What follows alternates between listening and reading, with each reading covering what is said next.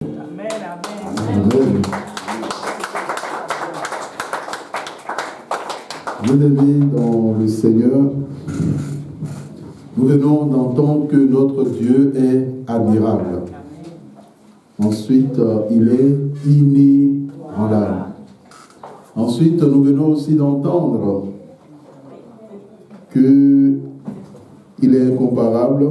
Donc, c'est une invitation à ne pas avoir peur.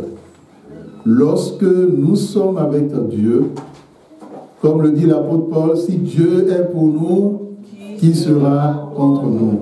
Personne. Nous allons lire dans la parole de Dieu, dans 2 Rois chapitre 8, les versets 1 à 6.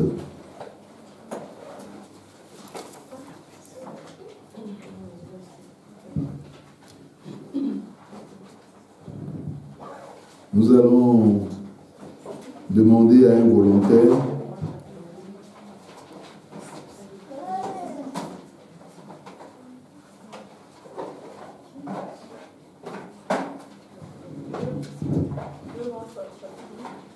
Deux Rois, chapitre 8, versets 1 à 6.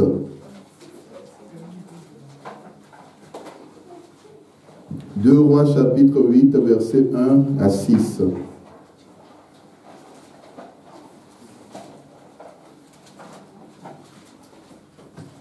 La parole au nom du Seigneur Jésus. Élisée dit à la femme dont il avait fait revivre le fils, « Lève-toi, va-t'en, toi et ta maison, et séjourne où tu pourras, car l'Éternel appelle la famine, et même elle vient sur le pays pour 7 ans. » La femme se leva, et elle fit selon la parole de l'homme de Dieu. Elle s'en alla, elle et sa maison, et séjourna 7 ans au pays des Philistins. Au bout des 7 ans, la femme revint du pays des Philistins, et elle alla implorer le roi au sujet de sa maison et de son champ. Le roi s'entretenait avec Géasi, serviteur de l'homme de Dieu, et il disait, « Raconte-moi, je te prie, toutes les grandes choses qu'Élisée a faites. » Et pendant qu'il racontait au roi comment Élisée avait rendu la vie à un mort, la femme dont Élisée avait fait revivre le fils vint implorer le roi au sujet de sa maison et de son champ. Géasi dit au roi, « Mon Seigneur, voici la femme, et voici son fils qu'Élisée a fait revivre. » Le roi interrogea la femme, et elle lui fit le récit. Puis le roi lui donna un eunuque auquel il dit, « Fais restituer tout ce qui appartient à cette femme, et avec tous les revenus du champ, depuis le jour où elle a quitté le pays, jusqu'à maintenant. » Amen. Amen. Bien-aimé, tu vas dire à ton frère, tu vas dire à ta soeur, tout va bien.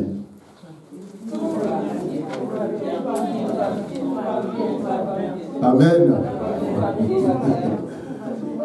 Bien-aimé dans le Seigneur, quel que soit le vent, quelle que soit la tempête, avec Dieu, tout va bien. Bien-aimé, vous vous rappelez de cette parole qui est sortie de la bouche de cette femme sunamite lorsqu'elle avait perdu son enfant. Elle était venue voir Élisée. Elle était dans la tristesse. Le serviteur ne saisissait pas la situation. Élisée avait compris. Et quand on lui avait posé la question, mais qu'est-ce qui se passe? Elle a dit, tout va bien. L'Éternel est vivant de génération en génération. Amen. Bien-aimés dans le Seigneur, nous venons d'entendre un texte. Nous sommes dans le thème général de la bénédiction. Et cet après-midi, Dieu veut encore nous parler par rapport à la question de la bénédiction. Si nous nous rappelons de la situation de cette femme, elle avait vu l'homme de Dieu et elle voyait l'homme de Dieu passer. Et elle a pris l'habitude de l'inviter. Et un jour, elle s'est rapprochée de son époux pour dire, mais est-ce qu'il n'est pas bon qu'on construise une chambre haute pour l'homme de Dieu afin qu'il puisse se reposer? Bien-aimé, le mari a été d'accord Élisée est resté là. À un moment donné, Élisée a dit, mais qu'est-ce qu'il faut faire pour cette femme? Compte tenu de son empressement, de son amour pour Dieu, compte tenu de ce qu'elle a fait pour le ministre de Dieu. Alors Géasi a soufflé à l'oreille d'Élisée, mais maître, ils n'ont pas d'enfant. La parole de bénédiction est sortie et le temps venu, l'enfant est né. L'enfant a grandi, c'était un garçon, et du jour au lendemain, Satan s'y est mêlé. Bien-aimé, chaque fois que Dieu nous donne une bénédiction, Satan cherchera toujours à s'y mêler. Et le but, c'est pour que nous perdions la bénédiction. L'église protestante Bethel est une bénédiction pour toi et pour ta famille. C'est une église que les ténèbres ne supportent pas. Et ils feront tout pour que tu perdes la bénédiction, cette bénédiction que Dieu te donne. Mais c'est à toi de savoir ce que tu veux avec Dieu et où tu veux aller avec l'Éternel. Bien-aimés dans le Seigneur, heureusement que Dieu a fait grâce à ses ministres de différents charismes. Élisée a prié et l'enfant est revenu de la mort à la vie. Dieu a fait grâce au ministre d'un don, celle d'œuvrer pour que l'enfant de Dieu qui a perdu une bénédiction puisse retrouver sa bénédiction. Pour qu'il y ait une restitution. Dans le texte que nous avons lu, il s'agit de la même femme. Bien-aimés, dans notre société actuelle, certaines personnes diront, mais encore elle. Dit-on, est-ce que c'est toujours à cette personne qu'on doit avoir affaire? Vous voyez, il y a des personnes qui, animés de mauvaises pensées, quand un enfant de Dieu témoigne, ils se disent dans leur cœur, oh, c'est encore elle. Est-ce qu'on peut dire ça ensemble? C'est encore elle. On peut dire ensemble? On peut y aller? On va répéter, c'est encore elle. On peut y aller?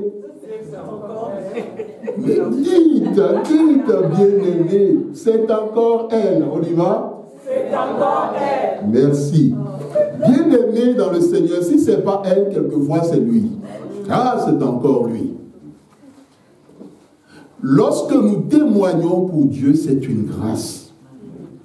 On ne peut pas taire ce que Dieu fait dans notre vie. Agir de la sorte serait malhonnête, serait de l'ingratitude. Et les psaumes nous disent que lorsque Dieu fait, surtout le psaume 105, quelque chose dans ta vie, tu dois l'annoncer. Tu dois le publier. Tu dois élever son nom. On a encore affaire à la même femme. Celle qui avait reçu le prophète, qui n'avait pas d'enfant, qui a reçu une parole de bénédiction, l'enfant est né, qui a perdu l'enfant, par la prière, l'enfant est revenu à la vie. On a encore affaire à cette femme. Bien-aimé, à certains moments, quand on parle mal de toi, il faut dire que Dieu t'aime. Il ne faut pas commencer à te énerver. Il ne faut pas commencer à te décourager. Il ne faut pas commencer à laisser tomber ce que tu es en train de faire. Mais il faut avancer. Lorsque tu le fais pour Dieu, la récompense ne viendra jamais des hommes. La récompense, elle vient toujours de l'Éternel. Quitte à ce que l'Éternel touche X ou Y pour glorifier son nom. Cette femme, à une époque donnée, a posé un acte très important. L'acte de s'occuper d'un ministre de Dieu. Et elle l'a fait de tout cœur. Il est vrai qu'il y a des personnes, lorsqu'ils le font, ils attendent une programmation. Ils attendent une récompense. Ils attendent une intervention. Bien-aimé, cette femme a posé un acte de tout son cœur. Elle s'est investie. Alors, Dieu ne l'a pas oubliée. À cette époque, en Israël, il y avait beaucoup de femmes. Il y avait beaucoup de familles. Il y avait beaucoup de couples. Mais elle a eu la grâce, elle seule, de recevoir une parole venant de l'Éternel. Élisée ne s'est pas tourné vers d'autres femmes. Il y avait plein de femmes, des milliers de femmes en Israël. Il ne s'est pas tourné vers d'autres hommes. Mais il s'est tourné vers cette femme en lui disant, l'Éternel a donné une parole. La famine viendra sur le pays. Et cette famine durera pendant 7 ans. Alors, trouve-toi une solution. Trouve un lieu, une nation, un pays où tu pourrais y aller. Le choix te revient. Mais déplace-toi. C'est une considération.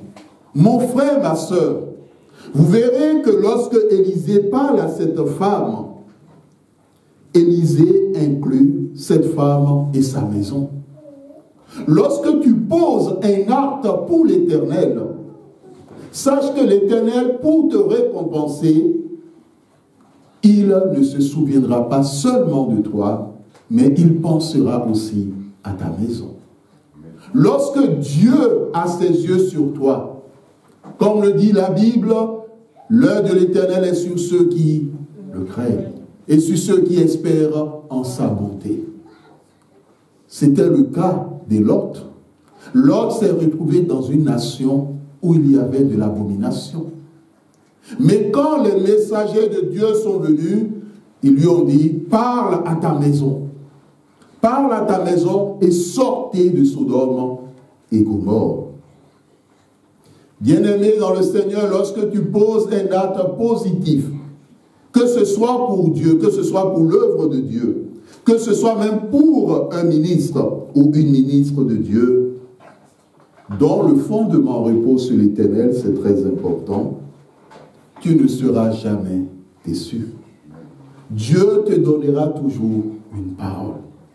Et Dieu se souviendra toujours de toi et de ta maison.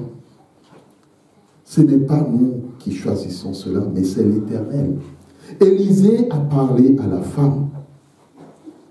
Lève-toi, toi et ta maison. L'Éternel a appelé la famille. Et donc c'est un privilège pour elle. C'est un privilège.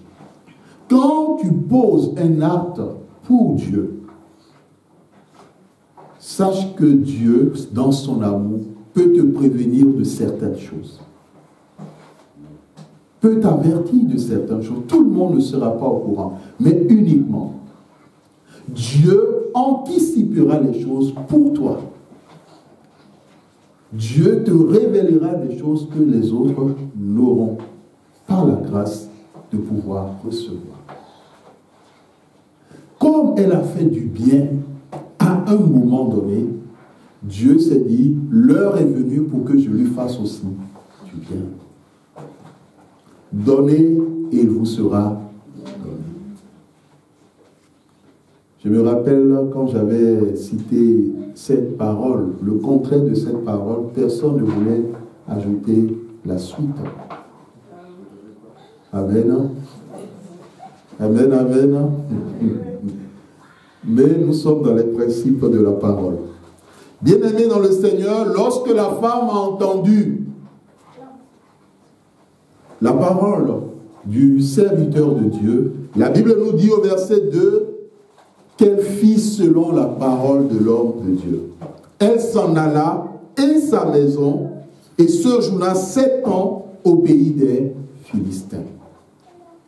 Donc, dans le cadre de la bénédiction, si tu bénis Dieu, tu bénis ses ministres, Dieu aussi te bénira.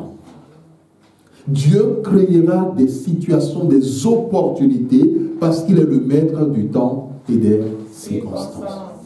Ces opportunités, ces circonstances t'épargnent de la sécheresse, de la famine, des problèmes, des difficultés. Et ce n'est pas un homme qui le fait, c'est l'Éternel qui l'accomplit. À un moment donné, nous devons faire confiance à Dieu et faire confiance à sa part pour dire, je vais le faire et je crois que Dieu m'exaucera et il agira. La deuxième chose, s'agissant de la bénédiction, lorsque cette femme part d'Israël, elle part avec toute sa maison. Amen. Tu peux travailler dans une entreprise et que tu es vent d'un poste ou peut-être même d'un concours. Qu'est-ce que tu fais? Ou d'une opportunité.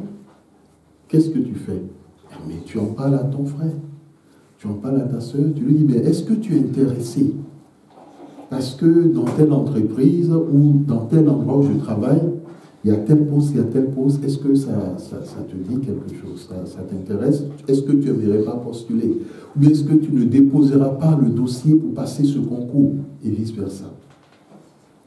C'est aussi là les sources de la bénédiction. C'est-à-dire que lorsque Dieu te fait la grâce d'être béni, permet aussi aux autres qui sont de la famille de Dieu et qui sont même de ta famille en premier lieu. Bon, c'est vrai que dans famille, il y a famille et famille.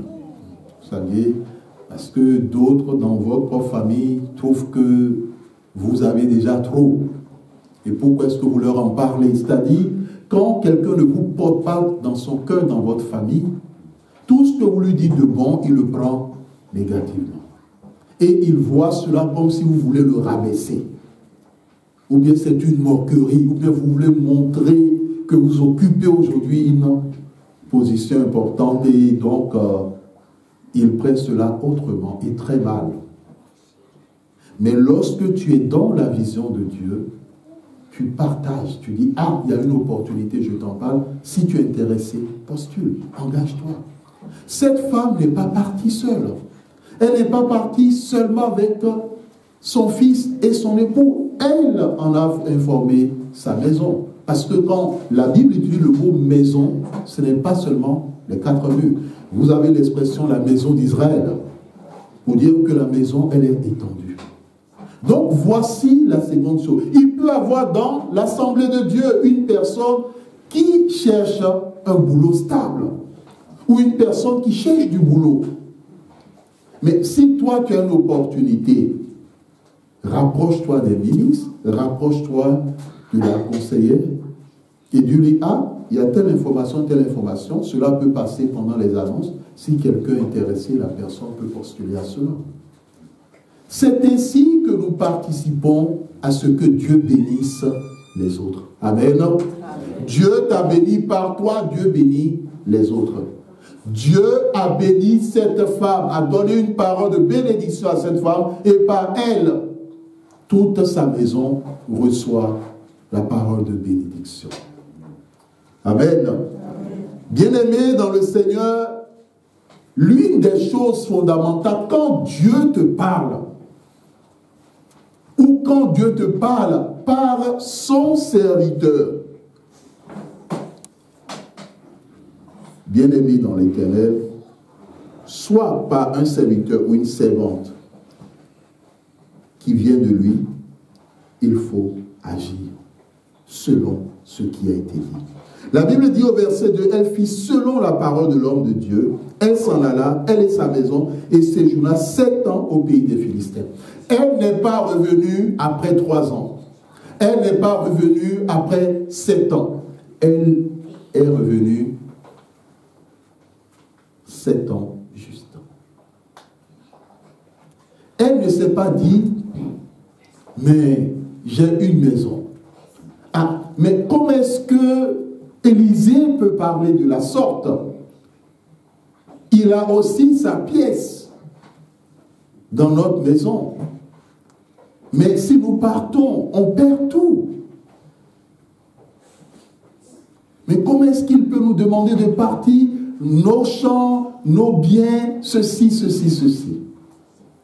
Bien-aimé, à un moment donné, il faut que tu marques une pause et que tu essayes de faire le point entre la parole de Dieu et ta parole à toi. Entre la pensée de Dieu et ta pensée à toi. La Bible nous rappelle déjà que nos pensées ne sont pas les pensées de Dieu. Et que notre voix n'est pas du tout la voix de Dieu. Lorsque tu es dans la pensée de Dieu, dans la voix de Dieu, tu es dans la voie de la bénédiction. Tu es dans la voie de l'élévation. Tu es dans la voie de la restitution. Tu es dans la voie de la restauration. Parce que dans la voie de Dieu, même lorsque le chrétien rencontre des difficultés, il triomphe toujours. Ce n'est pas une voie d'échec, la voie de Dieu, mais c'est la voie de la victoire. L'échec ne fait pas partie des ADN de l'Éternel, à plus forte raison des ADN de ses enfants. Nous avançons avec Dieu, elle a suivi les consignes. Tant que tu suis les paroles que Dieu te donne, tu vivras pleinement la bénédiction. Mais à tout moment, tu t'écartes de ce que Dieu te dit comme parole de bénédiction, ou tu le fais à moitié, ou tu le fais autrement, c'est en ce moment que la personne connaît la souffrance. La femme au verset 3 est revenue du pays des Philistins au bout de 7 ans. Et elle allait voir le roi au sujet de sa maison et de son champ. Amen. Dans le cadre de la bénédiction, il faut frapper très haut. Amen. Ne frappez plus très bas, frappez plus haut. Dans la société humaine, frappez plus haut.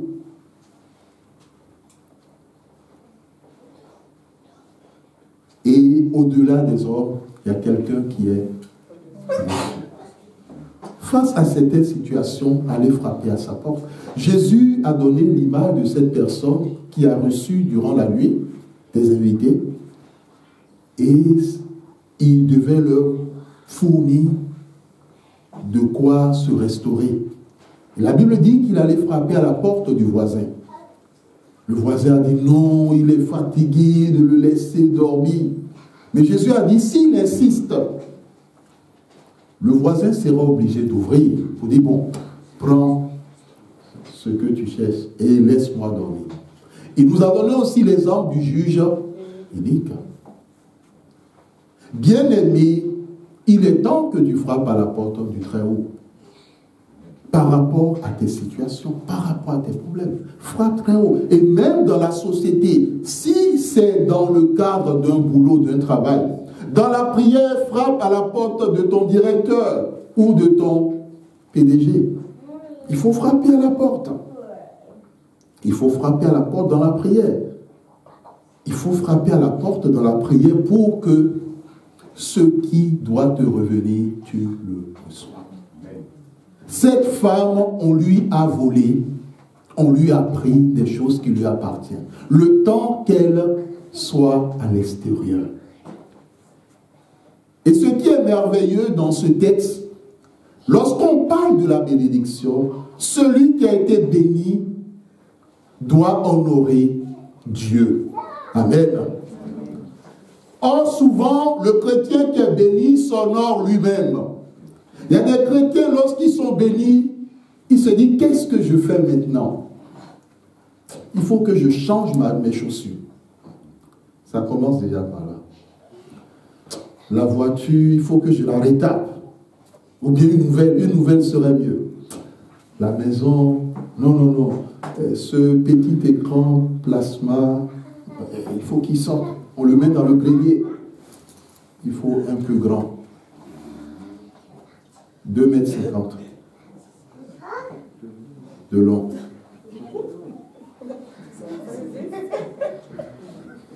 Ah, mais, oui. Oui. Ça existe. Ah, vous n'avez jamais entendu cette mesure, même plus que 2,50 m. Hein?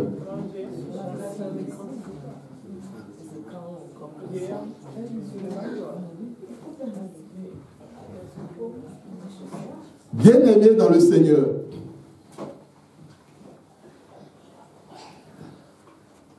il y a eu quelque chose que Dieu a fait pour toi. Honore Dieu. Dieu a utilisé son ministre ou sa ministre à un moment donné de ta vie, soit par une parole de bénédiction, soit par une intervention. Dieu t'a béni. Qu'est-ce que tu fais? Élisée avait un serviteur appelé Géasi. Il était, vous voyez, c'est ce pourquoi nous disons Dieu est le maître du temps et des circonstances. Parce que le jour où la femme vient pour réclamer ses biens, Géasi était là.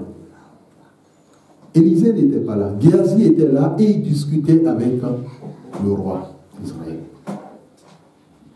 Bien-aimé, pour que tu sois béni, demande à Dieu de mettre les personnes qu'il faut, les personnes qu'il a choisies pour que tu rencontres ces personnes. Ou bien, au temps donné, au moment donné, à l'endroit donné, que tu rencontres ces personnes et que ces personnes plaident ta cause. Que ces personnes défendent ta cause, même en ton absence. Cela est très important. Parce qu'il y a des personnes qui perdent des bénédictions. Cette femme, en partant, le constat, c'est que d'autres personnes se sont appropriées de sa maison. Non seulement de sa maison, mais aussi de son champ et de ses biens. Vous voyez, quelquefois, dans certains pays en guerre, quand les gens sont obligés de fuir, il y a d'autres, c'est comme s'ils attendaient ce moment-là. Et ils s'accaparent de leurs biens et de leur maison. Et ils commencent à y résider comme si la maison leur appartenait. Bien-aimés dans le Seigneur, dans le cadre de la bénédiction, Géasi donne un témoignage. Un témoignage par rapport à une histoire, par rapport à une femme qui avait perdu son enfant et que par la prière du ministre qu'est Élisée, l'enfant est revenu à la vie. Il n'y a pas de hasard avec Dieu. Je vous l'ai déjà dit, si Dieu a permis que vous soyez dans cette église, ce n'est pas un hasard. Il n'y a pas de hasard avec Dieu. Et comme Dieu vous l'a dit au début du culte, l'ennemi fera tout pour que vous partiez. Parce qu'il travaille. Hein. Il travaille beaucoup, il travaille sérieusement. Bien-aimé, il y a eu quelque chose qui s'est passé. Géasi a rapporté fidèlement. Mais ce qui est mal, il y a des personnes, Dieu fait des choses dans leur vie, soit directement, ou bien en utilisant un ministre ou une ministre, mais les personnes, c'est comme s'ils avaient perdu la mémoire. Mais c'est les mêmes personnes qui commencent à parler mal du ministre, ou de la ministre, ou bien même de Dieu, ou bien qui ne témoignent pas de la gloire et de la grandeur de Dieu. Bien-aimés, dans le cadre de la bénédiction, lorsque Dieu fait du bien, on doit le dire. Lorsque Dieu utilise un ministre ou une ministre pour glorifier son nom dans ta vie, il faut dire, ah, Dieu a utilisé. Ce n'est pas que c'est le ministre qui l'a fait, mais le ministre a été un instrument. La ministre a été un instrument. D'autres diront, ah non, ça c'est un hasard, mais la Bible nous dit, non, ce n'est pas un hasard. Il n'y a pas de hasard avec Dieu. Il y a ce qu'on appelle le plan de Dieu. La Bible dit, Géasi dit, ô roi, mon Seigneur, voici la femme, et voici son fils qu'Élisée a fait revivre. Ce fils doit être déjà grand. Hein? Et le roi a interrogé la femme, et elle lui fit le récit. Puis le roi a donné un ordre. Selon le texte que nous avons lu, quel est l'ordre que le roi a donné? Oui, notre frère? Le roi a demandé à un unique de l'accompagner de récupérer tous ses biens. Pour qu'il récupère tous ses biens. Amen. Est-ce qu'on peut acclamer l'Éternel?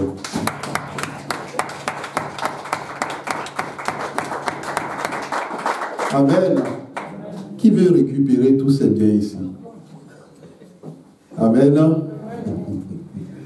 Bien aimé, les voleurs existent, mais Dieu te permet de récupérer tous tes biens. Tout, hein, tout. Pas une moitié. Hein. Satan aime négocier. Les sorciers aiment aussi négocier. Quand il constate que tu fais des prières de feu, là, il commence la négociation. Pour que tu permettes qu'il donne un tout petit peu et qu'il garde le reste. Mais quand Dieu, tu demandes à Dieu, tu vas frapper plus haut avec Dieu, c'est la restitution de toi. Et le message que Dieu veut t'adresser par rapport à tout ce que tu as entendu aussi, la fin, c'est que tu lui demandes la restitution, qu'il intervienne pour que tout te soit restitué. Qu'il intervienne non seulement lui-même directement, mais qu'il intervienne auprès de toute autorité. Même si tu as un responsable dans le cadre professionnel, qu'il intervienne pour que tout ce qui doit être restitué soit restitué. Le roi a demandé à un eunuque la restitution de tous ses biens. La restitution de tout. De tout. Et ensuite, en plus, qu'est-ce qui a été dit? Bien aimé, Dieu ne restitue pas seulement un peu, mais il fait quoi en plus? Les intérêts. Quand Dieu accomplit la restitution, il demande les intérêts. Parce que les champs ont donné pendant l'absence de cette femme. Pendant 7 ans, les champs ont produit. Alors, le roi demande non seulement qu'il ait la restitution de son champ, mais qu'il ait aussi quoi? Les revenus, tous les revenus du champ. Qu'on lui remette tous les revenus du champ. Voici ce que Dieu fait. Un homme ne peut pas le faire. Mais Dieu, il le fait. Au fond, cette femme n'a pas perdu. Au départ, avec notre intelligence, on dira, mais elle risque de perdre sa maison. Elle risque de perdre son champ. C'est-à-dire, elle n'a même pas moissonné sur le champ. D'autres ont moissonné, mais on dit, bon, comme ça lui appartient, il faut que vous restituez. Il y a des forces du mal qui moissonnent dans le champ des enfants de Dieu. Il est temps que votre champ vous soit restitué, votre héritage vous soit restitué, et tous les intérêts y compris. Bien-aimé, voici la parole que Dieu t'apporte en ce jour. La Bible dit la restitution depuis le jour où elle a quitté le pays jusqu'à maintenant. Donc que tout lui soit restitué. Tu connais ta vie. Certains ont quitté des pays, certains ont quitté des régions. Certains au départ, même en les quittant, n'avaient pas grande chose. Mais aujourd'hui, Dieu dans son plan les a appelés, Dieu les a touchés. Dieu les a donné des enfants, Dieu les a donné la bénédiction. Bien-aimés dans le Seigneur, pour tout ce que Dieu fait, nous devons au quotidien l'honorer. Et lui dire merci. Et nous devons aussi prier, comme il nous l'a dit, pour la restitution de tout. Que le Seigneur bénisse sa parole dans nos cœurs. Amen.